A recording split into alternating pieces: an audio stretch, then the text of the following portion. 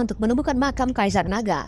Setelah berminggu-minggu melakukan penggalian, akhirnya Alec menemukan pintu masuk ke dalam makam Kaisar Naga. Alec, Wilson, dan 3 orang tim kemudian masuk ke dalam makam itu. Ketika baru saja masuk, mereka langsung diserang oleh jebakan-jebakan yang mematikan. Setelah berhasil menghindari jebakan-jebakan itu, Alec kemudian menemukan kompas Feng Shui yang arah kompasnya terlihat aneh. Ia kemudian menyetel arah kompas itu. Tiba-tiba sebuah lubang terbuka. Alec pun langsung masuk ke dalam lubang itu sendirian. Alec akhirnya menemukan makam Kaisar Naga yang ada di atas patung kereta kuda. Tiba-tiba Wilson diserang oleh seseorang yang memakai topeng. Orang itu kemudian menyerang Alec dan mereka berdua pun bertarung dengan sengit. Alec lalu membuka topeng orang itu. Ternyata dia adalah seorang wanita. Wilson kemudian sadar dan datang menolong Alec. Karena terpojok, wanita itu pun kemudian kabur.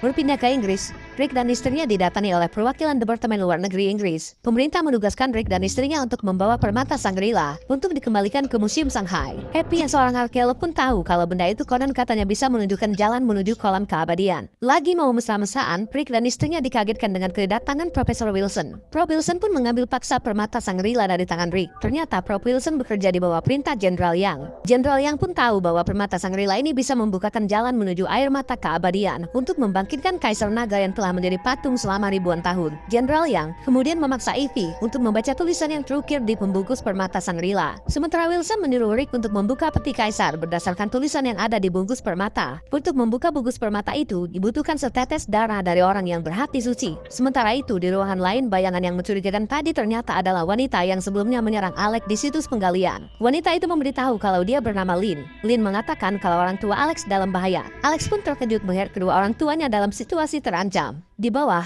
Choi melukai tangan Evie hingga berdarah. Di saat tetesan darah Evie menyentuh bungkus permata, tiba-tiba permata itu terbuka. Di dalamnya terdapat air kehidupan dari mata air Shangri-La. Setelah Rick berhasil membuka peti makam, Jenderal Yang pun mendekat, membawa air kehidupan untuk menghidupkan kembali Kaisar Naga. Di saat tetesan darah Evie menyentuh bungkus permata, tiba-tiba permata itu terbuka. Di dalamnya terdapat air kehidupan dari mata air Shangri-La. Setelah Rick berhasil membuka peti makam, Jenderal Yang pun mendekat, membawa air kehidupan untuk menghidupkan kembali Kaisar Naga. Tiba-tiba Alex dan Lynn melompat menyerang Wilson dan membuat air kehidupan terlempar mengenai patung prajurit berkuda. Rick pun bergegas merebut senjata yang ada di sana. Lynn kemudian berniat menusuk mayat Kaisar yang ada di dalam peti dengan pisau pusaka, karena hanya pisau itulah yang bisa membunuhnya. Ternyata setelah dilihat, mayat yang ada di dalam peti bukanlah mayat Kaisar, melainkan mayat seorang pelayan. Tiba-tiba patung prajurit kuda yang ada di sana bergerak secara aneh. Begitu juga dengan patung kuda-kudanya. Ternyata patung yang berdiri tadi adalah Kaisar Naga yang telah dikutuk. Melihat Kaisar Naga kembali bangkit, Rick dan Evie langsung menembakinya.